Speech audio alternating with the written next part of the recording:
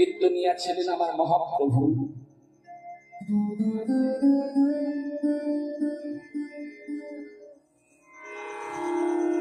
মহাপ্রভু কীর্তন আনন্দে মেতে আছে শ্রীবাস ঠাকুরের ঘরে। এত কীর্তনে আনন্দ হচ্ছে, এত কীর্তনে প্রেম হচ্ছে, হরিনাম সংকীর্তনে মহাপ্রভু মেতে আছে। হঠাৎ প্রতি পাবনে সুরধ্বনি গঙ্গা দেবী মহাপ্রভুর চরণে গিয়ে আছাড় খেয়ে পড়ল।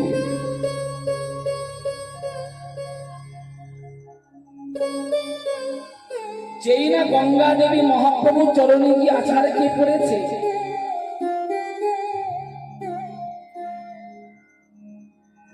মহাপ্রভু বললেন, গঙ্গা দেবী তুমি আমার চরণে কেন এলে?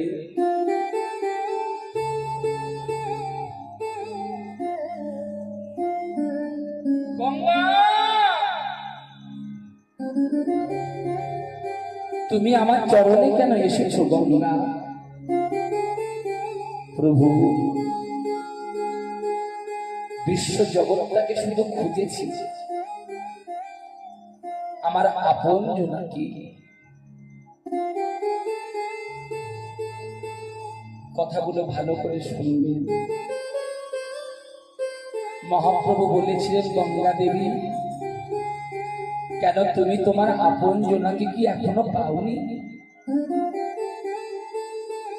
গঙ্গা দেবী বলেছিলেন, প্রভু আমি শুধু বিশ্ব জগৎটাকে খুঁজছি যে কে আমার আপন। শুনেনি, কীর্তন শুনতে বসেছেন তোমার যে সংসারটাকে সারা জনম ভালোবেসেছে, স্বামী বলুন, ছেলে বলুন, মেয়ে বলুন, ভাই বলুন, বন্ধু বলুন, জগতে কেউ আপন নয়। হয়তো আমি কথাটা বলছি, জানি না আপনারা কতটুকু নিতে পারছেন। সংসারের ভালোবাসা কতদিন জানেন? অতি সত্য কথা বলছি। সংসারের ভালোবাসা কতদিন?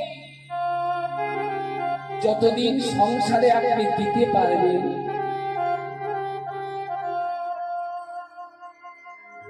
ততদিন সংসার থেকে ভালোবাসা পাবেন। যখন দিতে পারবেন না,